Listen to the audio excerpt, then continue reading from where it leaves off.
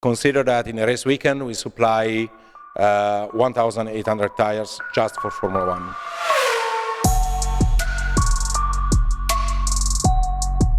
Hey guys, thanks so much for your support and for being here. We take a lot of pride in the work that we are doing and making sure that we are producing the best quality content for you all. We are doing intense amount of research, flying to where our guests are and asking questions that you might want to hear about. We know there are a lot of you out here that are watching and not subscribed. So I just want to make sure that you can go ahead, check and see if you're subscribed. And if you're not, smash that button and we'll see you on the next one.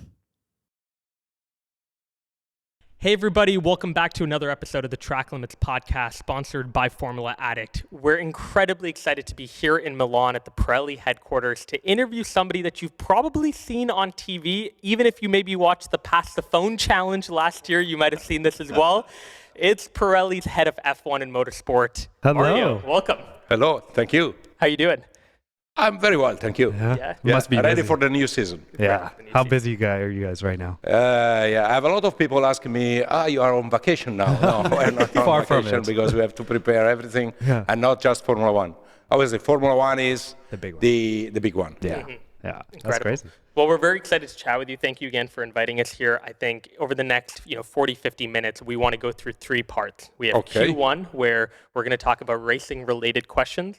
Q2, we're going to dive into your career as a professional. You've done so much over the last 27 years here at Pirelli. Mm-hmm. And finally, we're going to go through the rapid-fire round. Okay. It's spicy. When I'm tired, you ask for the rapid fire. Exactly. Okay. Thank you very much. No worries. So we're going to get into Q1 here. I mean, first question we ask every one of our guests. Tell us a bit about your career and maybe the last 27 years, even beyond that. What are some of the accomplishments you're the most proud of? Yeah, as you said, it's 27 years that I am Pirelli. I had the opportunity to grow inside the company. That's why I never had the need to look for something different, honestly. I joined Pirelli as a test driver 27 years ago, and then I moved to the design department for road cars, and then I was involved in a small group. At that time, winter tires were a new product, and I was involved in this kind of activity that was very interesting because it was completely new area of research and development, and my dream was motorsport. I started to racing with a go-kart when I was 13, and that's why I was always trying to find a space in the motorsport team in Pirelli. At that time, there was an opportunity for Superbike, and so I was applying to this position, but then I had the possibility to move to four-wheel motorsport because we are divided in Pirelli in motorbikes and cars. And I started following some rally tests to move then to GT, and then the World Rally Championship, and finally to Formula One. That's in summary the last 27 years. Incredible. And then right now, what does your day-to-day responsibilities look like? What are you doing mainly every day? I am in charge of motorsport. It's a very busy activity, I would say, because I look after all with my team of, I believe we are more than 200 people now in motorsport, from R&D, testing, manufacturing, quality, trackside. Obviously, I have a day-by-day relationship with the FIA teams, F1, other promoters. So it's quite a busy day also of season. And for the newer fans that are constantly watching the race weekends on F1, can you take us through what your responsibilities are when it comes to race weekends? What does that entail? How many people you manage, and like the system that you guys have built? Yeah, I follow all the F1 events. Obviously, Formula One is the most important championship in our activity. And when I'm there, I have a team of 55 people.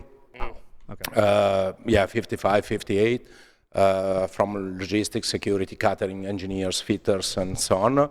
I am directly involved in the relationship with the media, with the FIA. But we have, for example, one allocated engineer on each team, and the engineer is looking after the direct relationship with the team. There is a chief engineer that is coordinating the 10 engineers that are on the teams. So it's a very good team of professional people knowing what they are doing. And on top of that, sometime I'm trying to visit my colleagues in busy in rally or GT activities, because they are also very important championships for us. In that case, the team itself work, let's say, in an independent way, because I'm not attending all the events. And when I'm there, obviously, I'm trying just to keep a relationship with the people.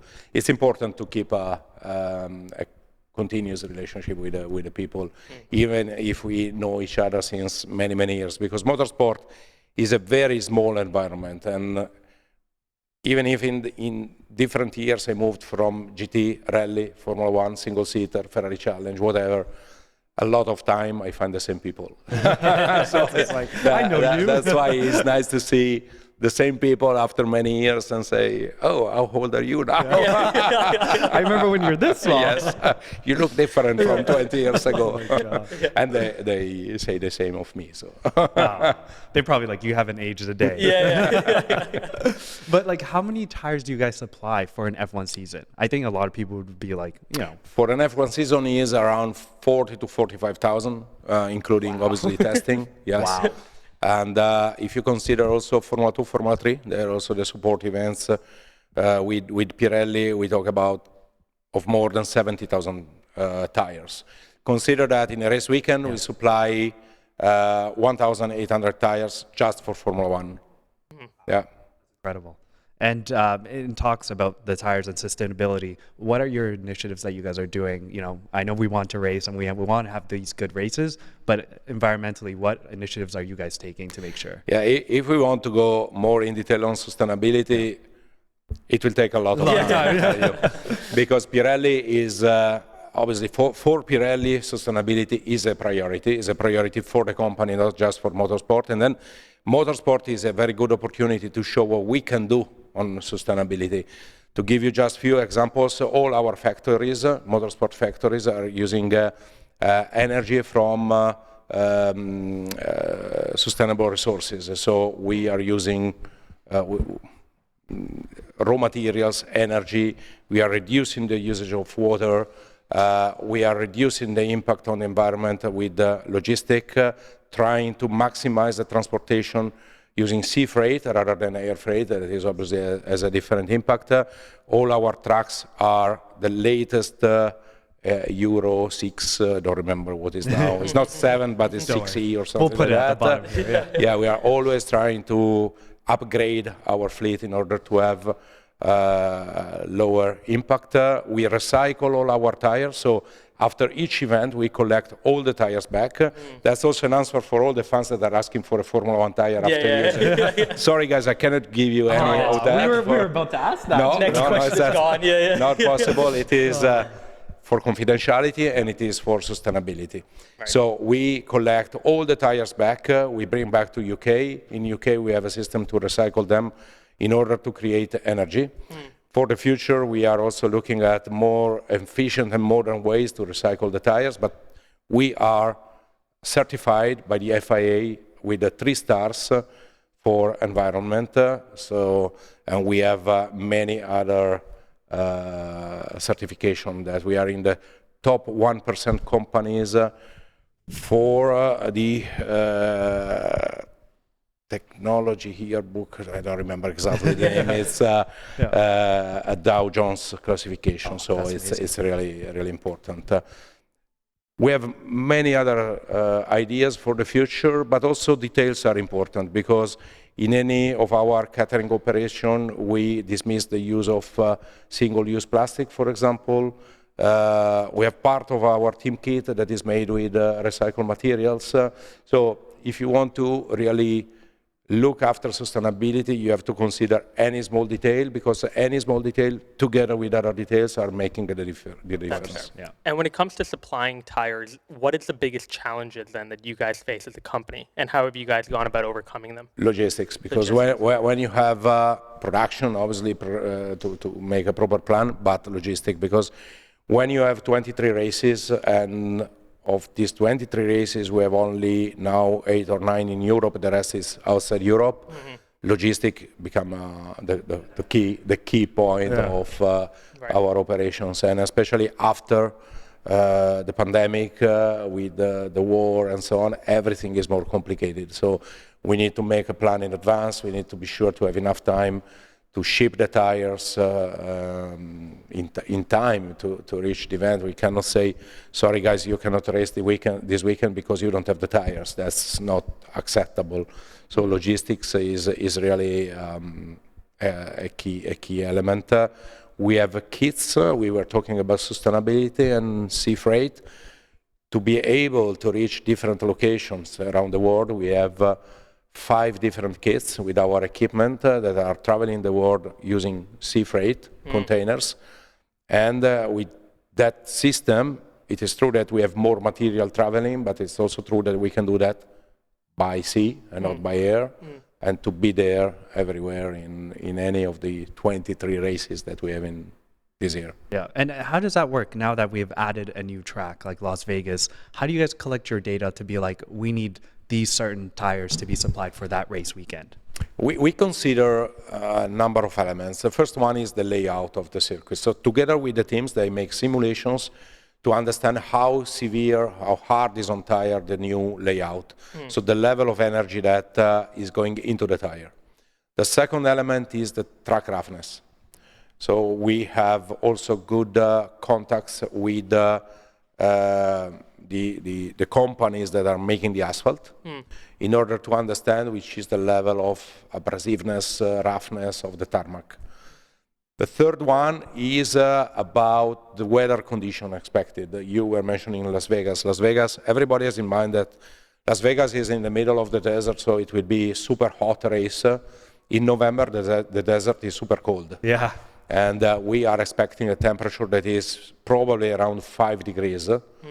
And all these elements are part of our decision. Then we can try to make a comparison with more famous circuits or circuits where we have more data. Obviously, when we come back to a circuit that we know from last year or previous years, we have a lot more information. So it's slightly easier to define the compounds. For new circuits, we need also to work together with the FIA, together with the teams in order to get simulations and data and elements that are giving us the possibility to make the right choice. And when it comes to working with teams, I mean, at a race weekend, how often do teams contact you? Every 5 minutes. If not 5-10. Right. And are they? But luckily, with our allocated engineer, they are able to filter a lot of contacts. Yes. Thank God, right? But because you know that even if we are the sole supplier of the championship, and so the product is the same for everybody, what is making the real difference in performance is how you use the product. So learning how to use the product. When we change, for example, last year we introduced the 18 inches tires, and that was a big change together with the technical regulation, the new cars. And so a team has an advantage in learning how to use the tire as quick as possible. That's why, especially at the beginning, we have a lot of questions.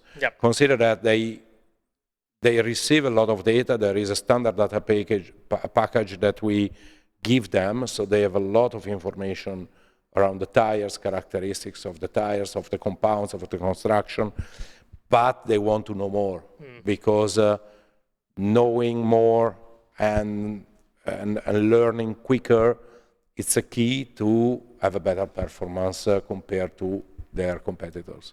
And how did that deal even come to be where, before back in the day, there used to be multiple suppliers, tire suppliers, and now Pirelli is the only supplier. How did that deal come to be? That was a decision taken mostly by the FIA and the local ASN because it is a different approach. Obviously, now, for example, for us, performance is not the key element of our tires. We need the consistency in production, quality of the product.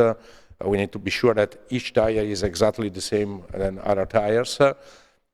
But if you consider that now they have all the same product, so you don't have a difference that can affect the result of the race because of just the tires. And you can reduce a lot the cost for that because In the past, if you remember, in open competition with other tire makers, some teams had a dedicated test team just for tires. Yep. And they were developing tires and testing tires more or less every day. So that is no more possible if we talk about sustainability, if we talk about this kind of aspects. It is not a way to go, having this amount of testing. And in any case, what we learn from track is useful for our development also for road tires. We can transfer technology even if we are not in competition with other tire maker. Very neat. Well, last question here to wrap up Q1. Can you share your thoughts on the current state of F1? What do you think, as a person looking in, do you feel like we're going down the right direction with F1? Are you excited about the future of where F1 is going in terms of some of the trends? I believe that now F1 has a huge success everywhere in the world. Also in the United States, where in the past it was not so popular because of other series that are more famous there. And I believe that the direction that has been taken by Formula One and Formula One management is the right one. It's difficult to keep it because last year we had quite an exciting championship. Ideally, if you have 3-4 teams fighting for the victory till the last race, that would be the ideal situation. Yeah. The dream, exactly. That would be the dream. But we know also that Formula One is a sport, and in each sport you can have somebody that is better than others. So at a certain point, running away. And that's exactly what happened last year. But it doesn't matter. As long as we have races with action on track, overtaking, drivers able to push and try to overtake the other drivers, that's exactly what spectators want to see. Right. It's a mix between a show, sport, technology, and you have to put these ingredients all together in a way that is making the sport successful. I believe that now we have this situation, and obviously there are ideas for the future to make it even better, but it's not easy. Yep. Don't think that because now we have a successful championship, it's easy to keep it as it is. It's a hard work for many of the stakeholders, the teams, the FIA, F1, to make it successful. Incredible. Well, that wraps up Q1. Wow. Henny, verdict? So we usually hand out, sector colors. I think I'm gonna give you a nice green. A green sector. Okay. Okay. A green sector 1. That's Yep. pretty good. Okay. Yeah. Okay. Yeah. Not purple. Not purple yet. Coming soon, maybe. Yeah. Come on. Amazing. Well, stay tuned. Okay. Green, it's okay. Stay tuned for Q2. We'll be right back. All right, welcome back to the Track Limits podcast with Mario. We're now getting into Q2. Hopefully we can get a purple sector here. I went through Q1, You so went through Q1. that's There you go. okay. We made it. I'm in the top 15 Yeah. at the There you moment.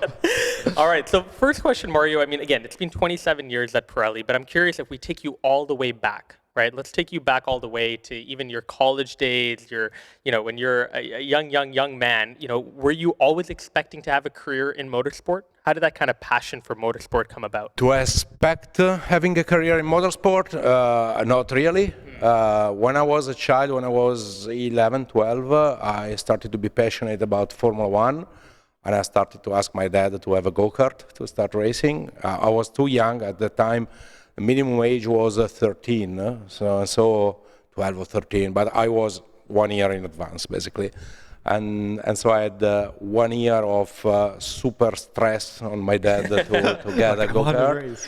And finally I got one, a very old one, and I started to have some laps on that. I was quite good, so my dad decided to buy me a new one, and I started racing in. At that time, the category was called Cadetti. Cadetti is for young, like mini kart or something like that. Mm-hmm. And then 100 national, and then 100 international. And then it started to be a bit too expensive. So my dad said, do you find a sponsor or do you stop here? Yeah. Oh, no. I didn't find a sponsor, so I had to stop. Yeah. Oh, no. I realized that I was not going to be a Formula One driver, but still my passion was there. So I had my high school on the scientific liceo, we call it in Italy, and then at university I decided to take mechanical engineering. I didn't finish mechanical engineering, but that was my passion, and I realized that maybe my future was on motorsport, but in a different way. Yeah, exactly. Not as a driver, something different.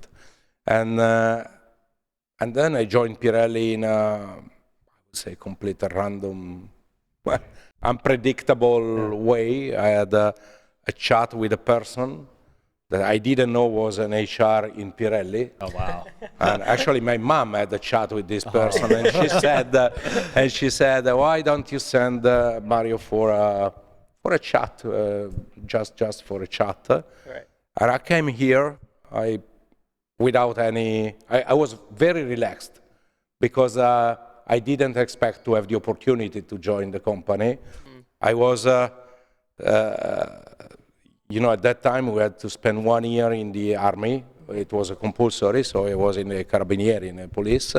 I was doing my service. So last idea was to join Pirelli, but I did it because in that period, one test driver decided to resign. Oh, perfect. And when I had the chat, they were asking for everything, my passion. Did you race with go-kart, blah, blah, blah. Yes, and so they called me and they said, "Are you interested in a position as a test driver?" I said, "Yes, Sign me up. It's my dream." What are you asking? Sorry. You didn't even need to call. Just tell me. And so I did in Vistola. In Vistola, we have a test track, a wet test track, with the head of the test drivers. And they told me, "Okay, choose your car and drive." And I did it without any hope to join the company again. Yeah. And then after 1 week, they called me and I said, "Okay, the position is yours." And I said, "What? You must have driven well. Sure? Are you pranking me? Yes. And then when I was here, and test driver was not exactly in line with my expectation. I wanted a position where I was more involved in designing and so on. And because I was I was still at university, they offered me that position. And after that, after 3 years, I had the opportunity to join Motorsport. And at that point, I said, "Okay, that's what I want. Yep. I want to go to races. I want to be involved in this environment." And that's exactly what happened. And now that you're here, who is Mario outside of work? What are your hobbies? What do you love doing? Mario outside work is a person with a very, very little spare time. That I try to spend with some friends when I am in Milan, having good dinner at the restaurant, and I'm not doing a lot of sport, unfortunately. That's something I would like to do more.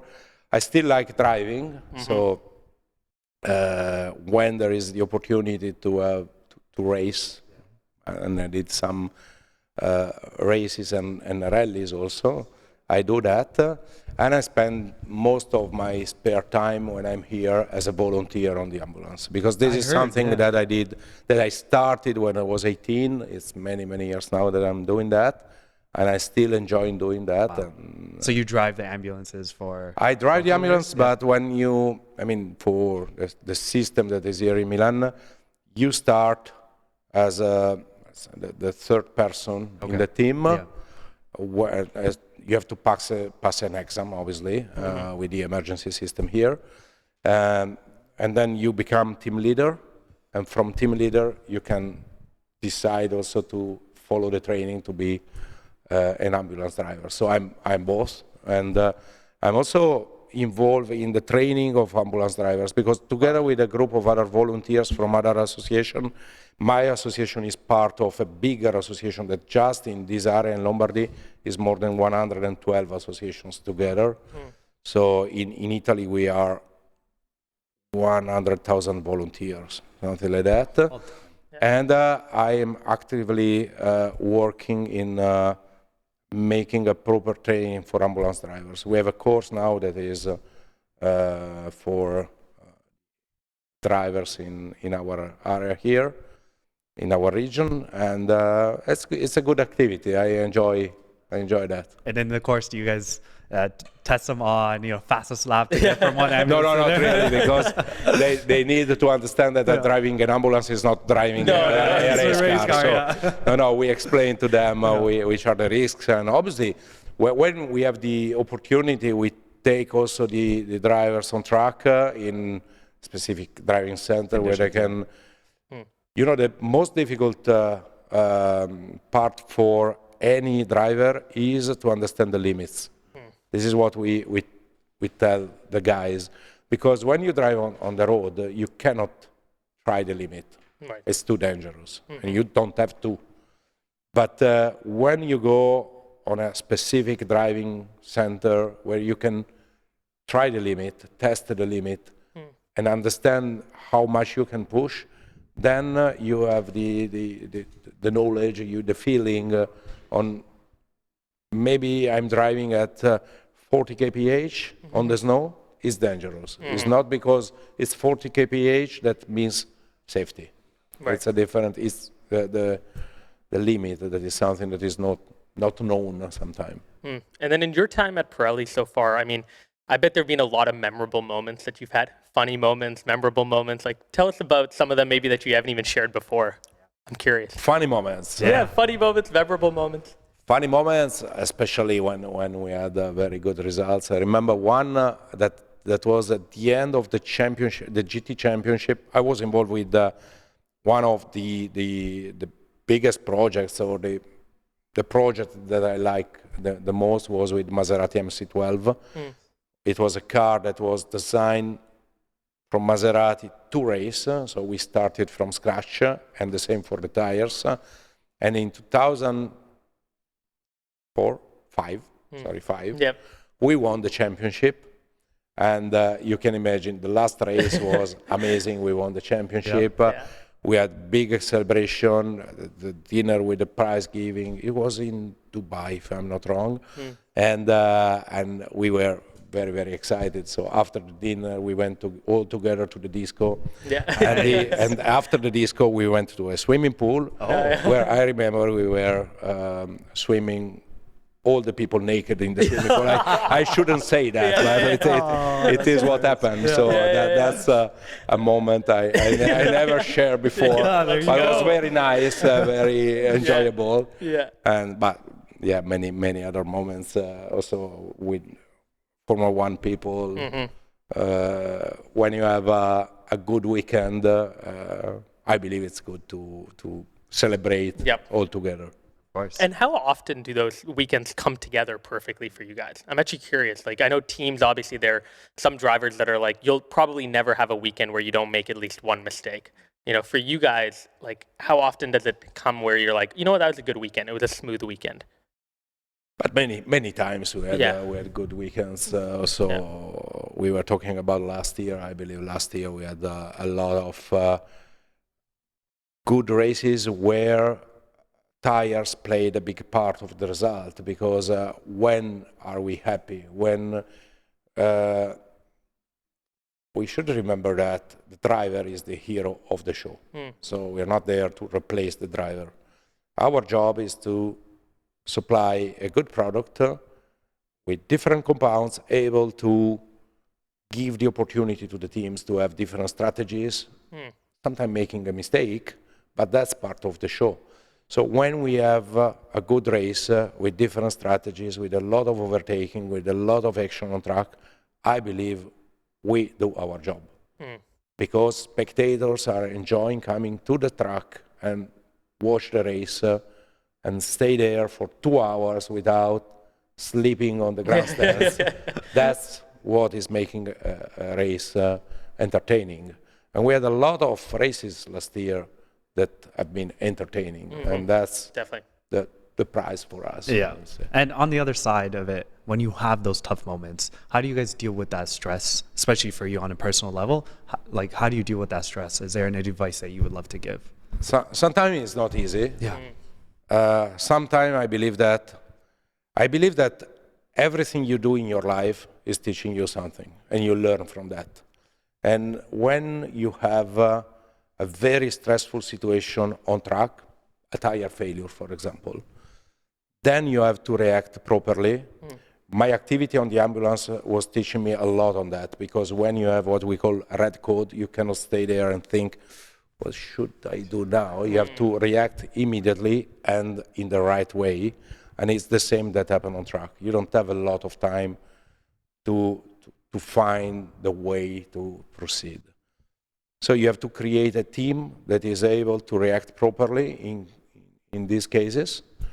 And the stress is more coordinate everything, because obviously also the people that are reporting to you are stressed. Yep. It's not only you. So you need to show them that you are not under stress, that you are calm, that you are in control of the situation, and that if we work all together, we find a solution. That's the point, because you cannot find the solution by yourself. It's the team that has to work together to find the solution. And in all the previous situation, we found the solution. We found the reason of the failure, we found the reason of, the answer to the questions on what happened. So that's, I believe, is the right way to proceed, to manage the stress. So the advice is work with a team. Work with the team. Yeah, I love that. and keep calm and composure. Keep composure. Yes, That's composure. great advice. Yeah. Last two questions to wrap up Q2 here. I would love to know, a specific moment where you might have said, you know what, I messed up. I didn't do my job well, or maybe a moment where you were like, I screwed up. Is there a moment that you could think of and maybe what you learned from that experience? Yeah, sure, but many times. If I remember many years ago, everybody knows what happened in Silverstone 10 years ago. We had the tire failures, multiple tire failures.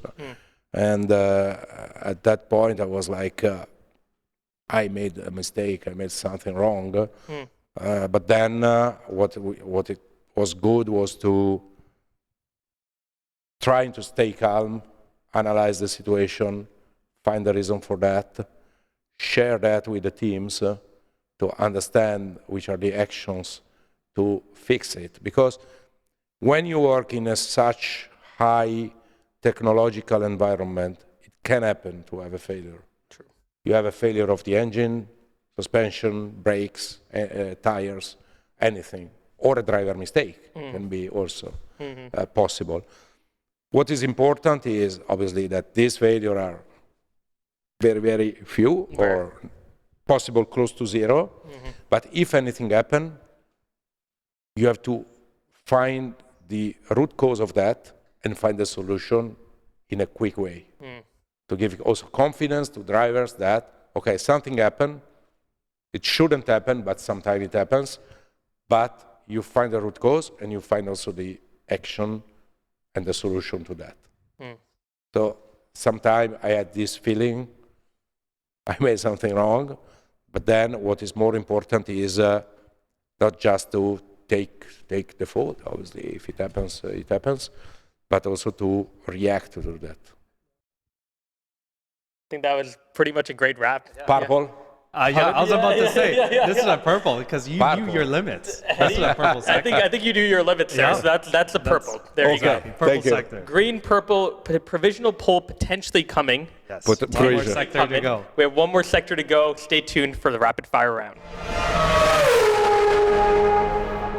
Welcome back to the Track Limits podcast with Mario. We're now getting into the rapid fire round. Mario, are you ready to go for this? I'm ready because I need a pole position. Yes. I need a let's do it. second purple sector. There we go. All right, let's get into it. First question, how many tires do you estimate in total you guys go through in an F1 season altogether? 40,000. 40,000. Perfect. Okay, this one's it's a tough one. What is the greatest driver of all time, or who is? Gilles Villeneuve. Oh, yeah, let's go. answered Canadian. easily, Yeah. yes. What is your daily drive? Like, what do you drive daily on And Audi Q3. Audi Q3? For audio listeners, I'm about to show you a photo of you at a rally championship. What was happening here? That was Monte Carlo 2022. Yeah. I was the driver. Peter Solberg was the co-driver. Yep. He couldn't believe that. On a Lancia Chimera 037. We did the shakedown together, and it was a lot of fun. have a look. Also on my Instagram, there is the video. It's fantastic. We're putting that on. I love Amazing. it. All right. How many different types of motorsports does Pirelli supply tires to?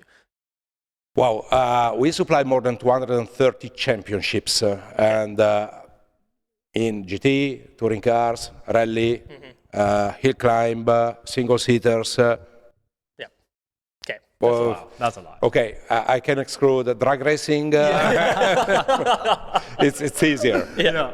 What advice would you give a young professional who wants to enter the world of motorsport industry? First of all, to decide what they want to do, because I receive a lot of requests where I want to work in motorsport. Motorsport is not like 50 years ago. You need to find your direction. Do you want to be an engineer, communication, marketing, whatever? And then follow a dedicated training or school to be ready to do that, and don't pretend to join motorsport as a first step in Formula One. Yeah. You should get some experience from smaller championships and then move to Formula One. Great. What's the best piece of advice you've ever been given in your career? That motorsport is, I remember two. Okay. Motorsport is a small environment, so people know each other. And second is, pay attention to what you say. Yep. Because Motorsport is a small community. because motorsport. Love that. Oh my God. What's one piece of F1 memorabilia that you would like to own or currently own? I have no idea. I have some helmets from drivers that I like a lot. I would like to have, if I have a bigger house, like an engine as a table. At the table. At the table. We've had that. Or You have that? No.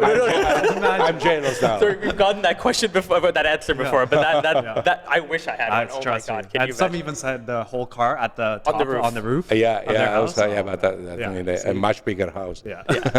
I think I know the answer to this question, but what's the most over-asked question you get? The thing that everybody. How many how many pit stops this weekend? That's I mean, like 100 times per weekend. Love that. This one is what is more stressful, driving an ambulance, a race weekend, or rally or karting? A race weekend. Yeah. A race weekend, 100%. Yeah. That's Cool. stress. If you could have one superpower, what would it be? Ubiquity. Yeah? Yes. Okay. Because sometimes I need to be in 3 different places, and it's really difficult. What's one celebrity that you think would be a great fit for Formula One? Rihanna. After that halftime show? Look at that stare. You're writing an autobiography. This is the final question. You have to write an autobiography about your life. Okay. Which one of these titles best resonates with you? Okay. The Daredevil, the Dreamcatcher, the Free Spirit, or the Hardest Worker? It's probably the hardest worker. Okay. I would like to give you a different answer, but the most appropriate is the last one. The one I personally think would work best is the Tyre King. What do you think about that? A good option. That should be a Netflix show. Yeah, I actually the think so. Tyre The King. Tyre King. Yeah. Perfect. Well, that wraps up the rapid fire round. Yeah. Henny? Pure purple. Purple. That was the quickest we've position. gone. Pole Pole position right Thank on you, the top. guys. Thank you. Final you. question we ask every guest is, in about 30 seconds, how do you want to be remembered? What legacy do you want to leave behind? Already remember. Yeah. I still have a lot of time in front of me. I love that. I love that. But is there something that you want people to look back and be like, this is what Mario should be known? I hope they remember me as a good guy, transparent, smiling, and honest. Yeah. Fantastic. Okay, well, that wraps up the Track Limits interview with Mario. I hope you guys enjoyed this episode. If you did, leave a review.